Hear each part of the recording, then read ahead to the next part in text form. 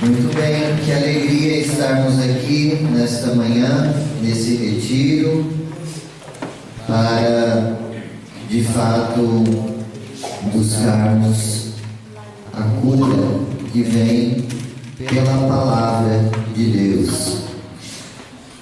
Você que tem a sua Bíblia, pega aí João 4.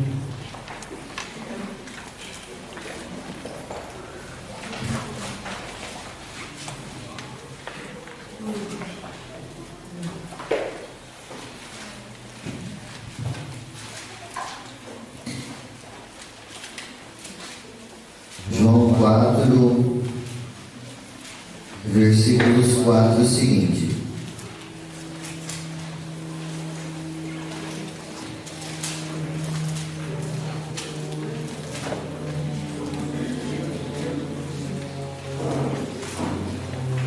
Amém? Ora, devia passar por Samaria, chegou, pois, a uma localidade da Samaria chamada Sicar, junto das terras de Jacó, dera a seu filho José. Ali havia um poço de Jacó, e Jesus, fadigado da viagem, sentou-se à beira do poço. Era por volta do meio-dia. Veio uma mulher da Samaria tirar água. Pediu-lhe Jesus: dai-me de beber. Pois os discípulos tinham ido à cidade comprar mantimentos. Aquela samaritana lhe disse: sendo tu judeu, como pedes de beber a mim, que sou samaritana? Pois os judeus não se comunicavam com os samaritanos. Respondeu-lhe Jesus: se conhecesses o dom de Deus e quem é que te diz: dai-me de beber, certamente lhe pedirias tu mesmo, e ele te daria uma água viva.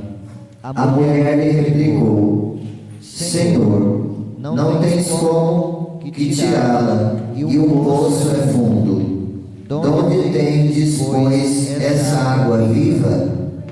És porventura maior do que o nosso pai Jacó, que nos deu este poço, do qual ele mesmo bebeu, e também os seus filhos e seus rebanhos?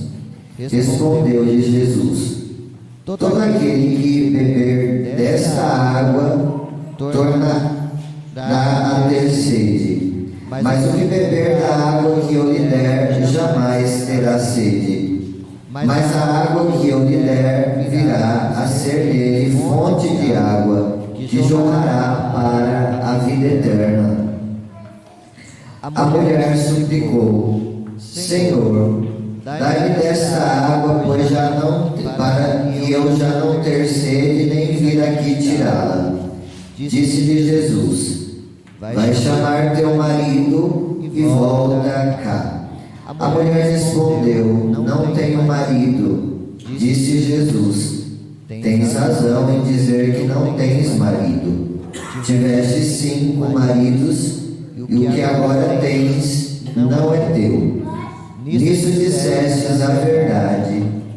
Senhor, disse-lhe a mulher: vejo que és um profeta. Nossos pais adoraram neste monte, mas vós dizeis que é em Jerusalém que se deve adorar. Jesus respondeu: mulher, acredita-me, vem a hora em que não adorareis o Pai, nem neste monte, nem em Jerusalém. Vós adorais o que não conheceis. Nós adoramos o que conhecemos, porque a salvação vem dos judeus.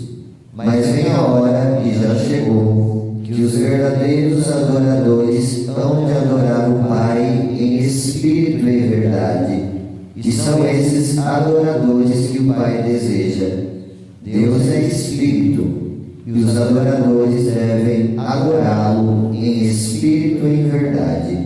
Respondeu a mulher: sei que deve vir o Messias, que se chama Cristo, pois quando vier, ele nos fará conhecer todas as coisas. Disse-lhe Jesus: sou eu quem fala contigo. Palavra da salvação. Glória a vós, Senhor.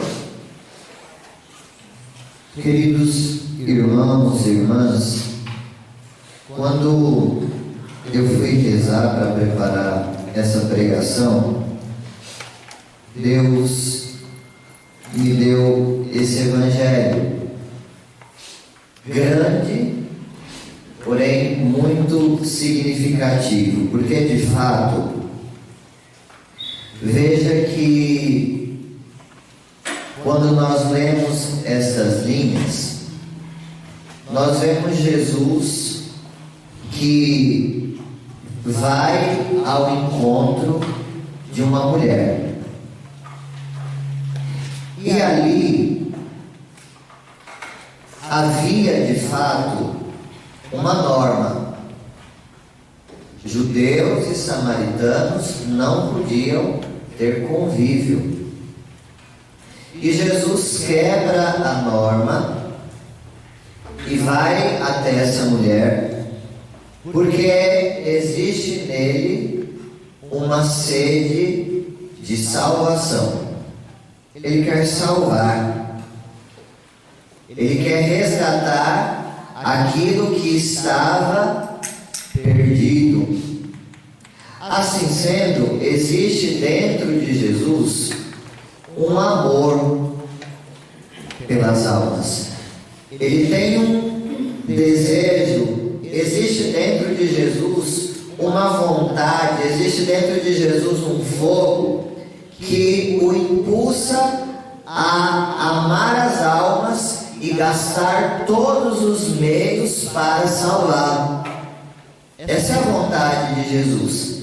Isso nós vemos desde o movimento da Kenosis, quando Jesus, sendo Deus, desce à terra, e ali, no ato da encarnação e até a sua oferta na cruz, nós vemos claramente um desejo que Jesus tem de salvar.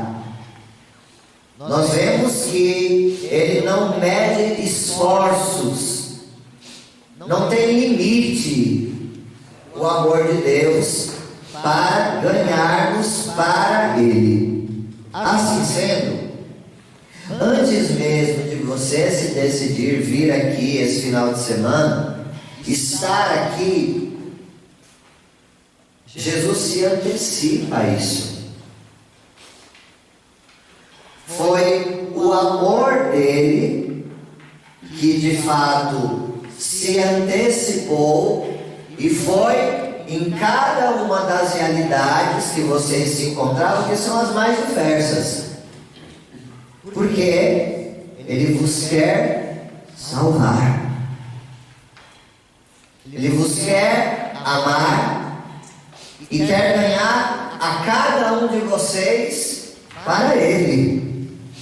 Assim sendo, quando nós olhamos para Jesus, ali está a maior pregação.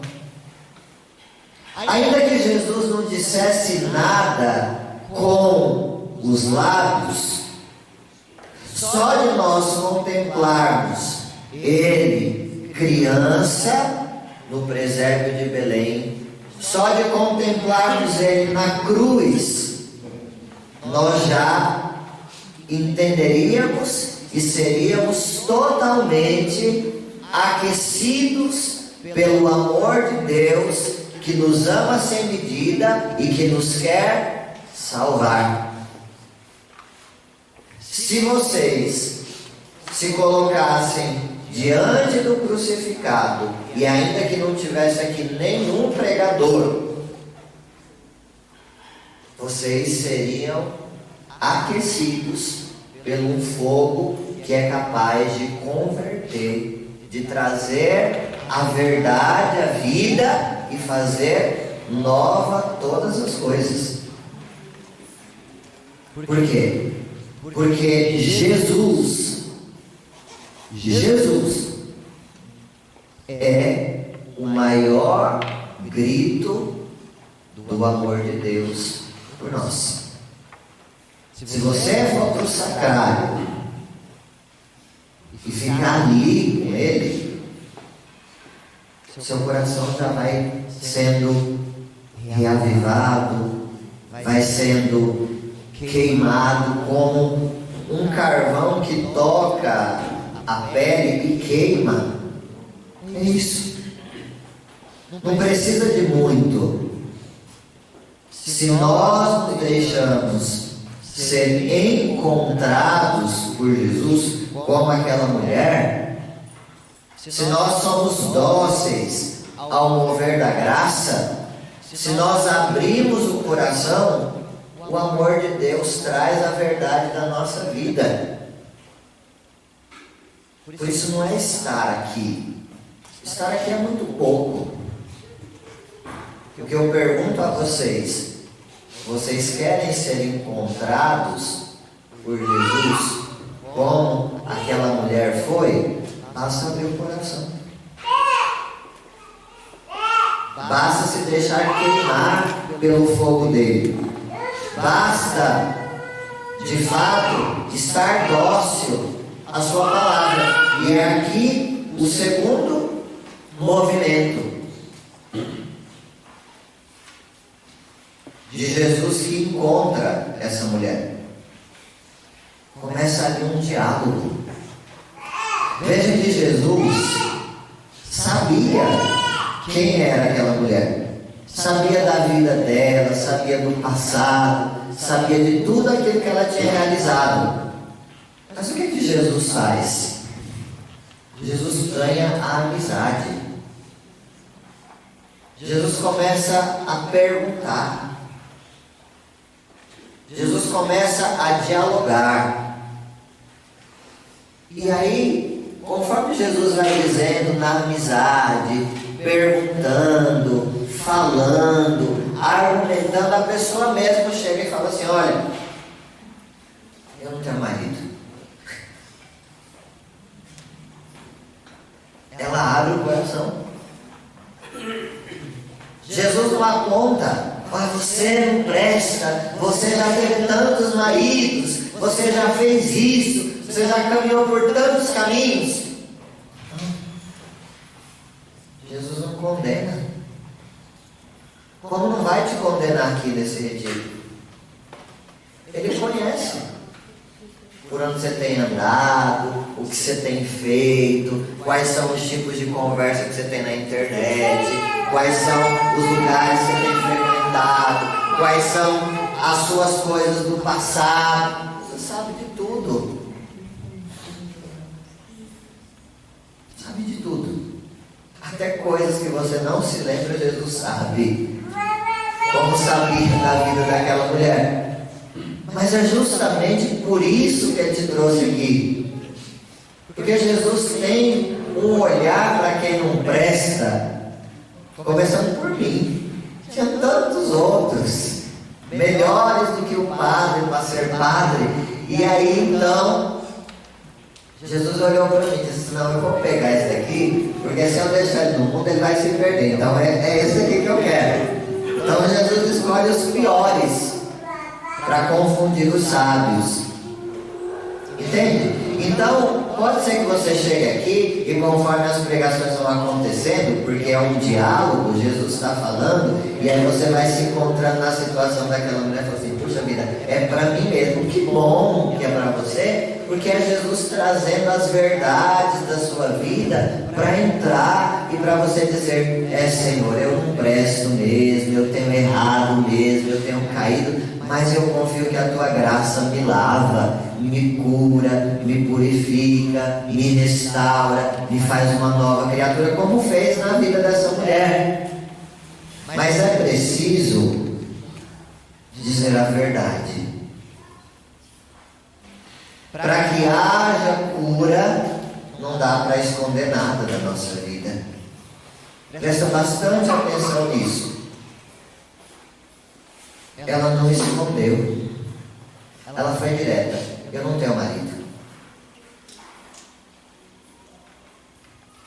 Para que Jesus cure você, é preciso tirar as máscaras, é preciso rasgar o coração, é preciso puxar as gavetas e ir lá naqueles lugares que você jogou para trás da gaveta e deixar que Jesus ponha o sangue dele para curar. Aí então nós olhamos para o tema dessa palestra: os desamores, os tipos de desamores. Na nossa vida tem muitas coisas, Depois nós vamos rezar em cima dessa palavra e Jesus, na força do Espírito Santo, vai trazer muitas coisas que estão aí e que você não se lembra, é preciso trazer verdadeiramente, como aquela mulher. Então veja, existem aí nessas feridas que nós trazemos alguns desamores. Existem decepções, existem maus escolhas. 95% das vezes que nós nos decepcionamos, quebramos a cara, sofremos, é culpa nossa. Porque nós não escutamos a vontade de Deus e por isso nos lascamos. É verdade mesmo. Se nós tivéssemos feito o que a voz do Senhor nos tinha mandado, não tinha tido decepção, não tinha tido sofrimento, não teria tido angústia. Mas porque nós escolhemos muitas vezes a nossa vontade, nós geramos desamores em nós. Nós criamos muitas vezes feridas em nossa alma. É que nem um jovem, muitas vezes pega lá uma moto, a moto é muito boa, como o carro é muito bom. Não é assim? Se anda dentro dos limites, respeitando a sinalização, se anda olhando o semáforo, raramente vai ter um acidente. Se é prudente, se observa, se dirige por você e pelo outro. Agora, quando a pessoa pega a moto e começa a empinar, a andar em alta velocidade, a beber, a fazer isso e aquilo, depois morre, aquilo não foi vontade de Deus. Aquilo foi imprudência, ou seja, é fruto de uma má escolha. Se tivesse andado no limite, cuidado, valorizado a vida, não teria morrido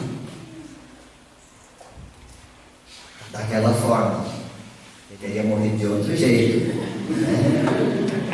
Porque nós temos um momento que vamos devolver a nossa vida a Deus. Mas é preciso saber, tem sofrimentos que somos nós que causamos, não foi outro.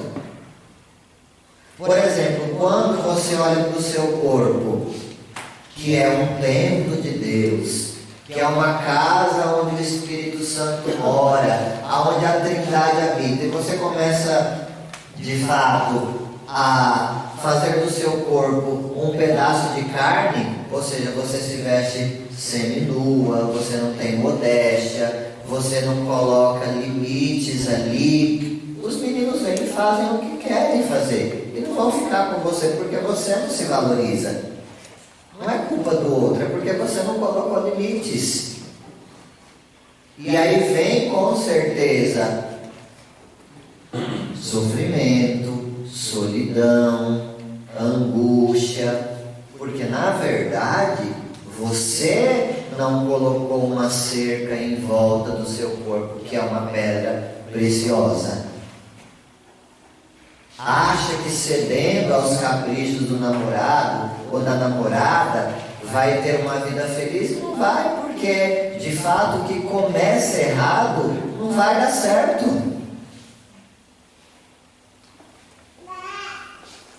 E aí quando o namoro termina, vai dizer é culpa de Deus. Não, é culpa sua mesmo. Foi você que criou essa ferida. Se tivesse tido castidade, se tivesse tido pureza, santidade, não teria quebrado a cara. Aquilo, por mais que não desse certo como um namoro, teria ficado uma bela amizade. Quantas vezes são isso? Um menino e uma menina começam a namorar e com o tempo vai descobrindo, não, nós não dá certo como namorado, mas dá certo como um amigo. Isso é namoro. Agora, as pessoas que não conhecem a palavra e que não são católicas, porque ser católico não é estar dentro da igreja. Tem muito católico dentro da igreja que não é católico. Entende? Tem muitos católicos que é como aquela parábola, que está perdido dentro de casa como a moeda. Lembra? Vamos procurar. Não estava fora. A moeda estava dentro. E há muitos católicos que vão para o inferno de missa, de grupo de oração, de congregação, até dentro dos padres mesmo. Porque estão perdidos dentro de casa. Como os dois filhos pródigos. O filho pródigo e o filho mais velho. Um se perdeu fora, outro se perdeu dentro. Então estar aqui não é significado que você está salvo. Tem muita gente perdida dentro da igreja, mundano dentro da igreja, que está caminhando para o inferno. E aí então é preciso se perguntar: eu estou aqui como Cristo ou eu estou aqui perdido?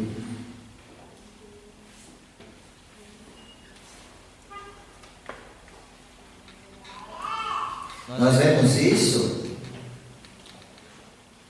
no tipo de coisa que escuta.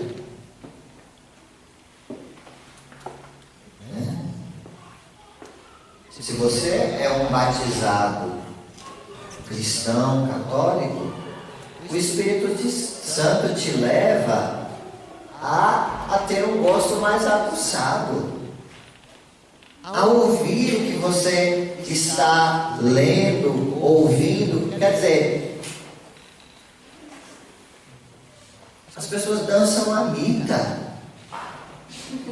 É muito pouco como cristão católico para alguém que tem um nome no céu dançar a mita. É muito pouco. Entendeu? O Espírito Santo que fala o Evangelho te faz ser uma pessoa mais criteriosa. Não é que a igreja te impede de ir a tal lugar. Não, você fala assim, não é para mim. Outro dia eu estava com um grupo de padres, aí falaram assim, olha, nós não vamos convidar você para ir para esse lugar. Eu falei assim, mas eu não quero ir mesmo. Não precisa nem convidar, porque eu não quero ir. Eram jovens convidando nós padres, né? Que era para um lugar que tinha Big Brother. Eu falei assim, eu não assisto essa porcaria, porque eu sou o Espírito Santo. Para que eu quero isso? Quer dizer, Big Brother ensina infidelidade, não ensina castidade, não ensina pureza, não ensina santidade, ensina um derrubar o outro para ganhar um prêmio. Quer dizer, é tudo que a fé não ensina. A nossa fé ensina, vamos dar as mãos uns aos outros para ajudar o outro a chegar no céu e não derrubar ninguém. O outro não é meu inimigo, o outro é meu irmão. Entende? Então o Espírito Santo vai nos fazendo pessoas inteligentes, seletivas. Eu não escuto funk porque eu acho aquilo dali muito baixo para uma pessoa que é digna do céu se perder nessas misérias na lama dos porcos. Eu não bebo, não é porque eu não sou, eu sou perfeito, não é porque eu quero. Eu vi muitas vezes o meu pai em casa destruído por causa da bebida. Para que eu vou beber? Se eu via meu pai se destruindo pelo vício, minha mãe chorando, eu ia para a igreja angustiado, porque ficava preocupado deles brigarem por causa do álcool. E eu conversava com os amigos padres, se um dia eu tiver minha paróquia, ainda que eu não ganhe financeiramente, mas não vende bebida dentro da minha igreja, nunca. Aleluia. Porque como é que eu vou pregar restauração de família, cura de família, e depois eu vou vender na minha quermesse bebida? Jamais. Prefiro perder dinheiro, mas ganhar almas. Entende isso? Não é que a igreja proíbe você, jovem. A igreja não te proíbe nada. É você que entende pela palavra que aquilo é muito pouco. Foi isso que a mulher entendeu no diálogo com Jesus, como eu estou tendo aqui com vocês, que aquilo era muito pouco. Aquele homem era muito pouco em vista de quem ela tinha, da água viva que ela tinha. Entende? O seu namorado em vista, o céu é muito pouco. Se ele não te leva ao céu, ele é muito pouco. A sua namorada, se ela não te leva ao céu, ela é muito pouca.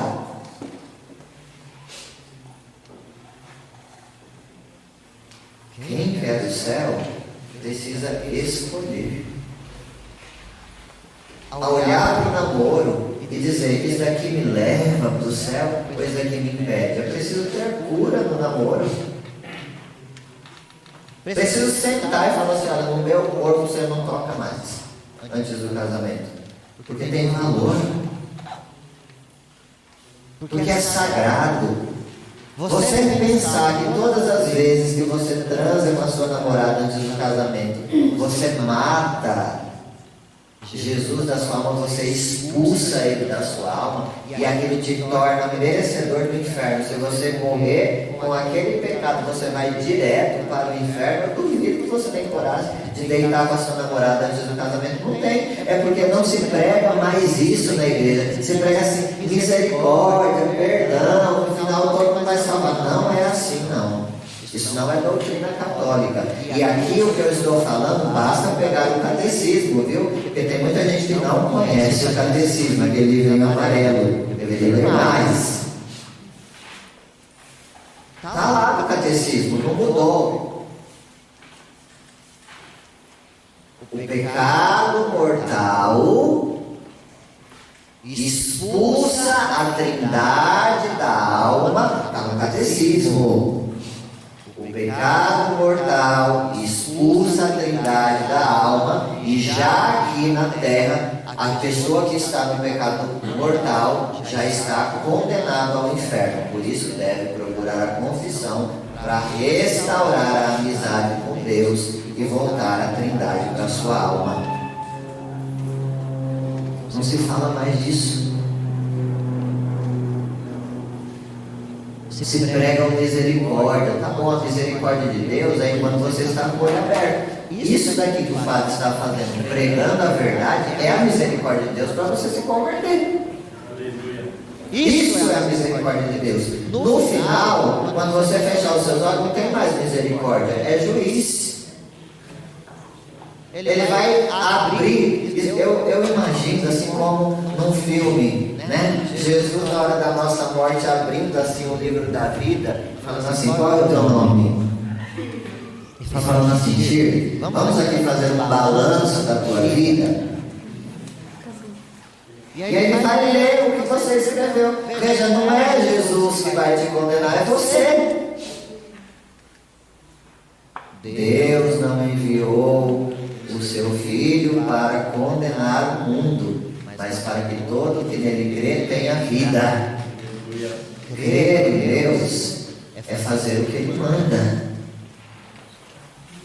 é aceitar o seu ensinamento. Então, crer é de fato ouvir o que Jesus diz, é aceitá-lo e viver segundo Ele viveu: castidade, pureza, santidade, obediência à palavra. Então isso daqui é uma cura. Se você não está vivendo segundo a palavra, é preciso curar.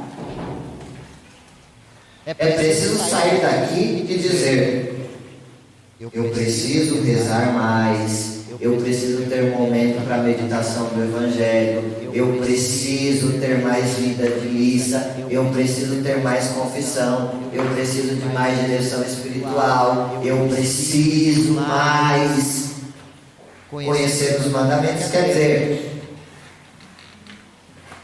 tem cristão católico que defende aborto.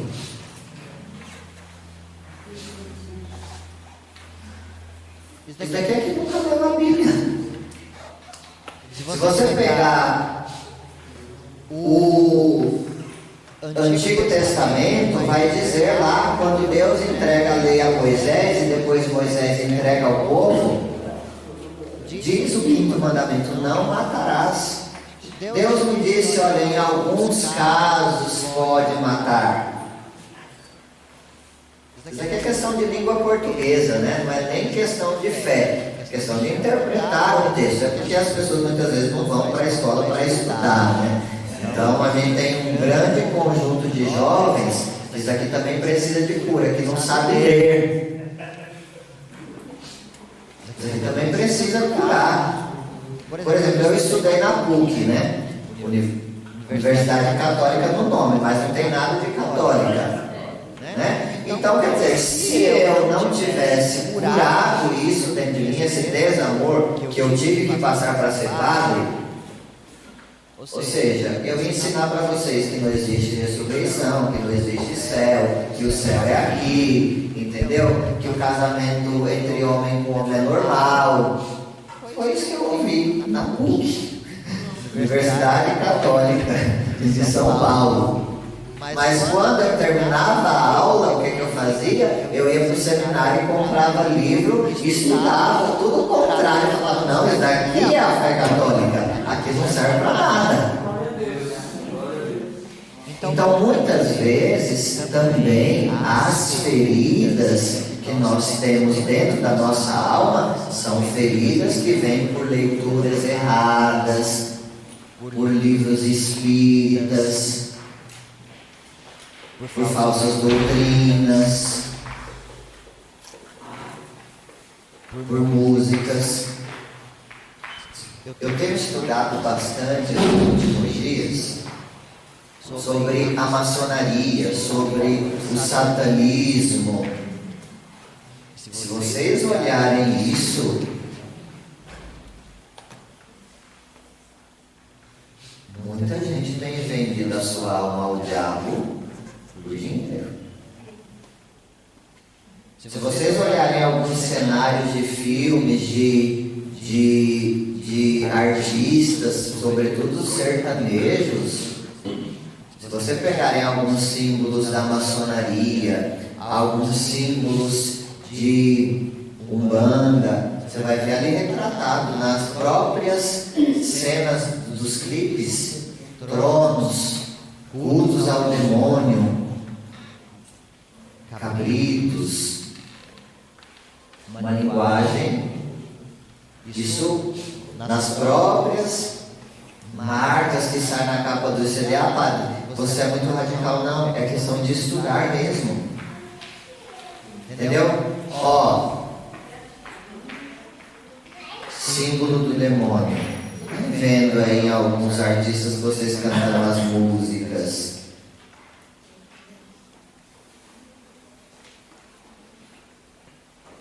Propagação dos vícios.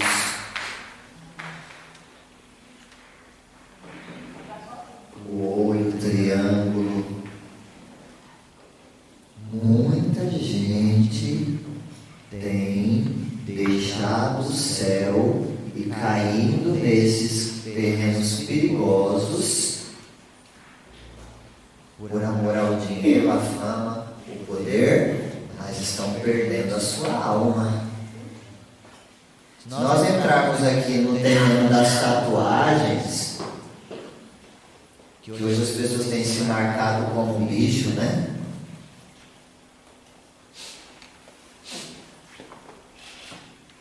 As pessoas colocam ali no corpo delas símbolos que elas não conhecem.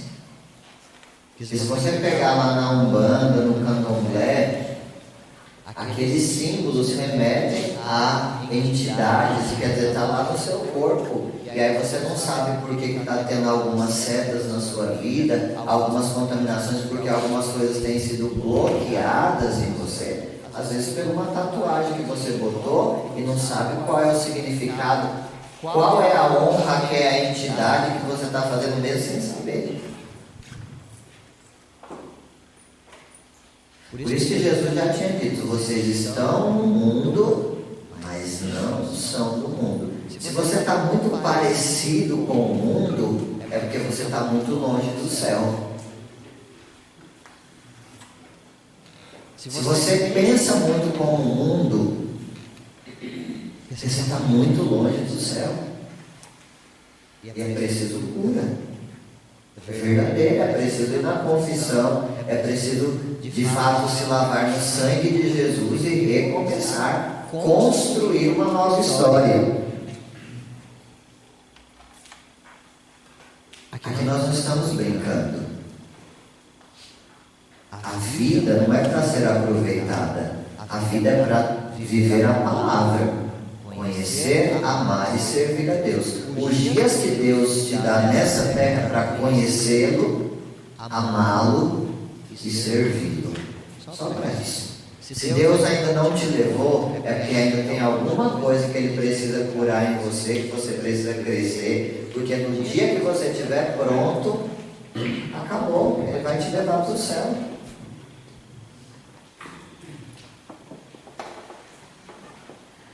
Então, as carências,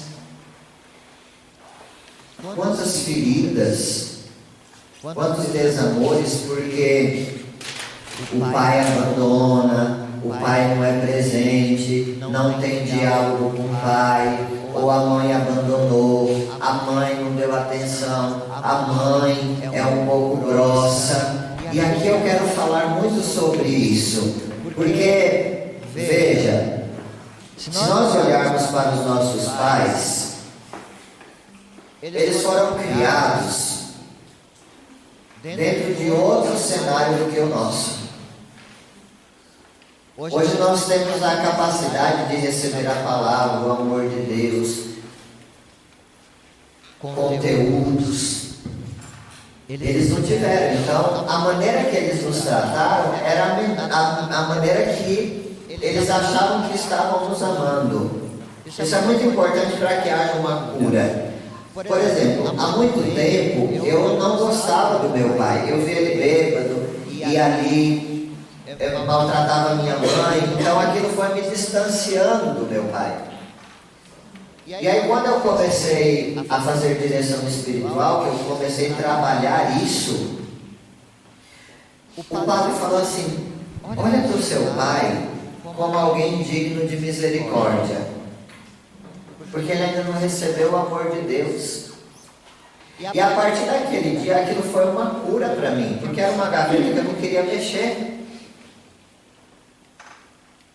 Como muitas vezes a gente prefere não olhar para os nossos pais, enfiar dentro da gaveta e dizer assim: não, é melhor não olhar para ele, não falar com ele, fingir que ele morreu. E aquilo vai trazendo feridas para nós, desamores para nós.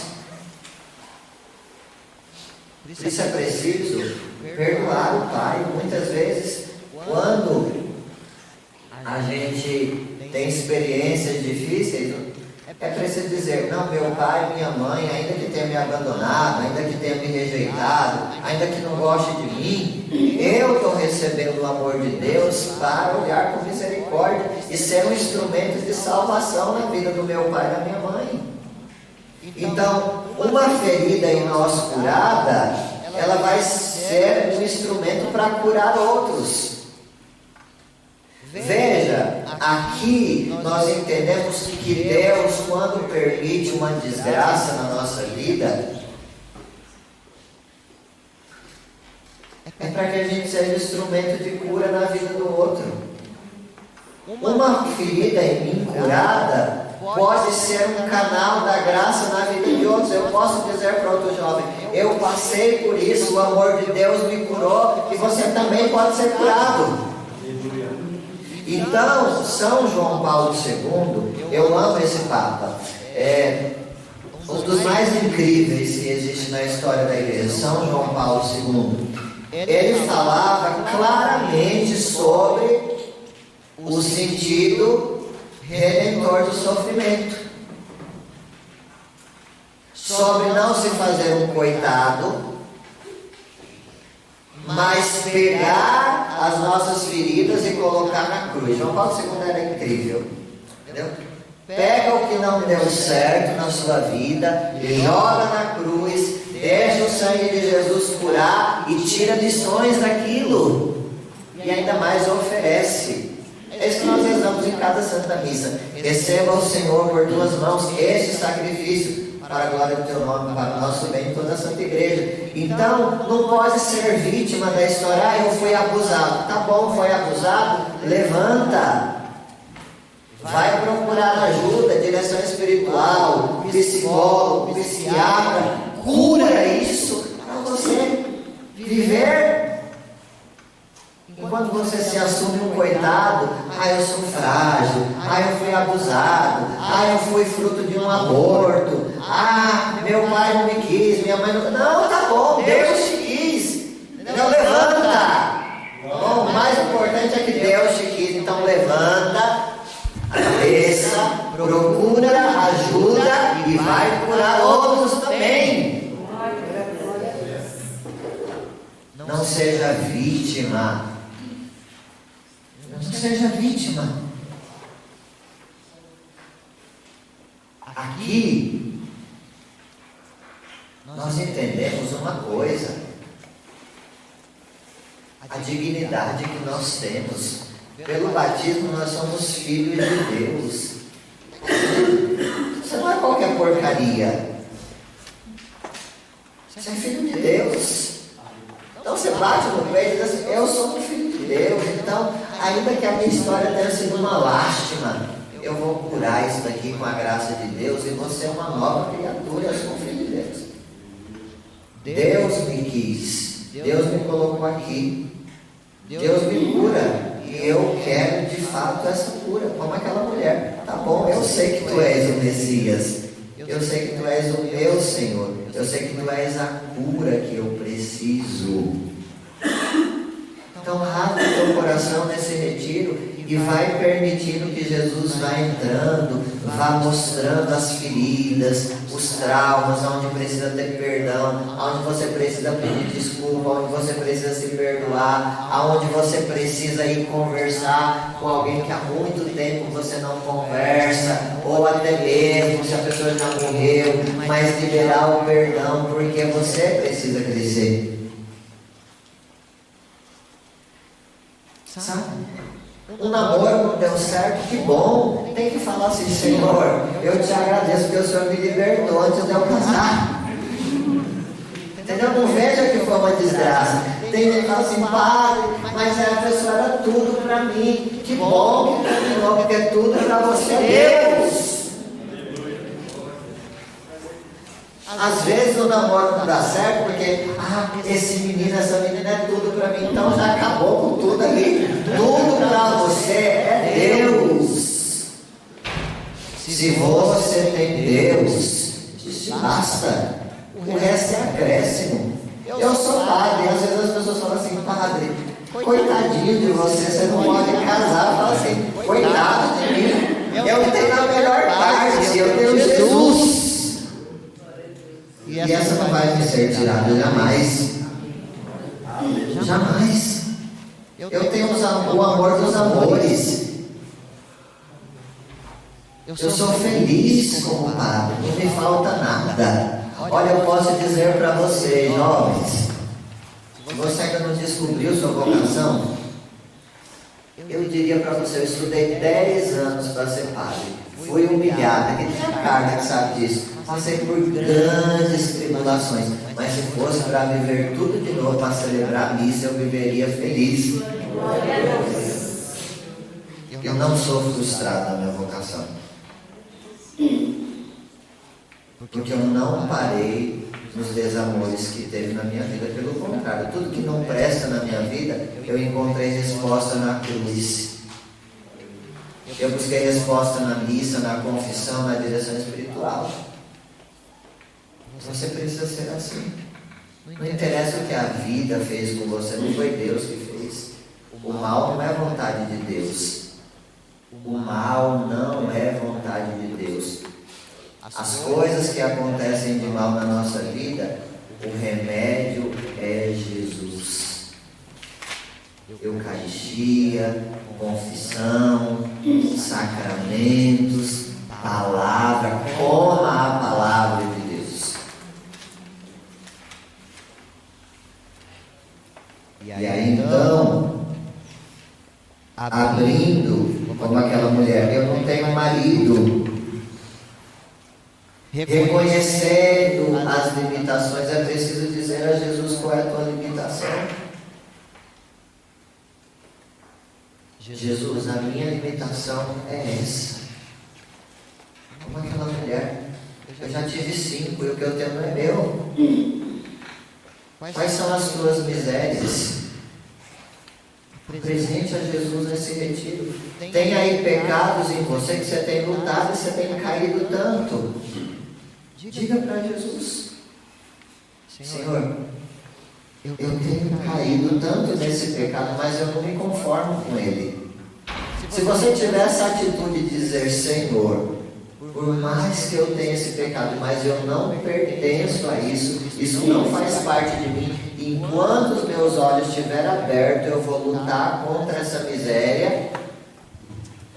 Jesus vai te dar a graça e você vai vencer esse pecado. O problema é quando você acha que o seu pecado está certo. Outro dia eu conversava com um menino e ele dizia para mim: Deus me ama a si mesmo. Deus me escolheu a si mesmo. Eu não preciso mudar nada, porque o que eu faço não é pecado. Eu falei assim: então você está obstinado no pecado. Deus quer te salvar, mas você não quer ser salvo. Você já se fechou no fundo do poço. Jesus quer te dar o Espírito Santo, quer te dar a força para que você possa passar pelas tentações como ele passou no deserto e vencer o diabo e chegar ao céu, mas você não quer. Tem isso também. Tem pessoas que Jesus está oferecendo remédio, a igreja dá os remédios e a pessoa fala assim: não, mas eu não quero. Então você se fechou para a graça, está pecando contra o Espírito Santo e não vai se salvar. Possivelmente, não é porque Deus não quer te salvar, é porque você se fechou. É que nem quando uma pessoa escuta a palavra e fala assim: mas eu não concordo. Quem é esse padre para dizer isso para mim? Não, eu não acredito nisso. Não, eu estou bem assim. Quer dizer, Jesus quer salvar a pessoa, mas a pessoa não quer. É por isso que no grego mesmo, no grego, na tradução original, quando se lê aquela parte: tomai todos e bebei, esse é o caso, que será derramado por muitos. Essa é a tradução literal do grego. Aí na versão brasileira, né? Aí colocaram assim: por todos. Mas no grego não está por todos. É derramado por muitos. Por que não por todos e sim por muitos? Deus quer salvar a todos? Sim. Mas são todos os que abrem o coração para a sua salvação? Então, no grego está por muitos, porque apesar de Jesus ter vindo para todos, nem todos querem, apenas muitos. E aí é preciso se perguntar: eu estou entre muitos ou eu estou entre todos? Eu tenho cooperado com a graça que quer me curar, me salvar, me restaurar, me fazer uma obra nova? Eu tenho fugido do pecado, eu tenho lutado. Quando vem a vontade de pecar, eu sou como São Francisco de Assis, que me joga nos espinhos. Ele se jogava literalmente. Quando vinha desejos impuros, São Francisco pegava a neve e se jogava num bloco de neves e ficava ali até a vontade impura passar. Quais são os espinhos que hoje nós devemos se jogar? Oração, terço, missa, meditação da palavra, leitura do catecismo, esporte, jejum. Quer dizer, se você está com vontade de ver alguma coisa impura, vai jogar bola. Joga bola até aquela vontade passar. Esse é um espinho. Quer dizer, você sabe que se você for encontrar lá sua namorada, você vai pecar, ou vai abrir um site lá indecente e vai pecar, não vai lá. Fuja como São Francisco, se joga nos espinhos. Se você sabe que se você se juntar com aqueles jovens, você vai usar droga, vai para festas indevidas, liga para um bom amigo que vai te levar a um lugar decente, a uma boa conversa. Quer dizer, quem quer o céu precisa renunciar, se sacrificar, cooperar com a graça. Jesus está fazendo a parte dele. Você está fazendo a sua? Não adianta você vir aqui pedir cura, mas você está com o coração fechado e com o pensamento lá na sua casa. Quando eu voltar, eu vou voltar para essa vida, eu vou fazer isso, tá? Então, senão você não quer ser curado. Você está aqui para brincar. Você vai entrar do jeito que você entrou e sair pior. Porque você conhece, mas não quer. Eu estou dizendo isso a vocês porque pode ser o último retiro que você participe. Pode ser a última chance que Jesus está te dando para te salvar. Você está disponível? Está on, como diz lá. Você está ainda em cima do muro, querendo agradar a Deus e o demônio. Quem é que tem reinado na sua vida? É Jesus mesmo? Ou é o demônio? Tem alma que quem está reinando é o demônio. E aí então, para terminar, é preciso se decidir por Cristo. É preciso entregar a Ele a nossa vontade. É preciso se sacrificar, é preciso dizer, por mais que eu queira fazer isso, eu vou renunciar, porque a tua vontade salva, a minha só me leva à desgraça. Isso é a cura dos nossos desamores. Vamos ficar de pé para rezar.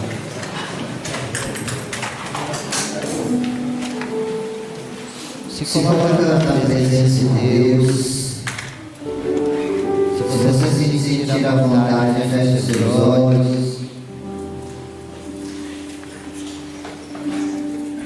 Esquece quem está do seu lado. Apesar que você esteja aqui com a sua namorada, esquece ela também. Não olha para o lado, não. Olha para dentro de você, onde está o Espírito Santo.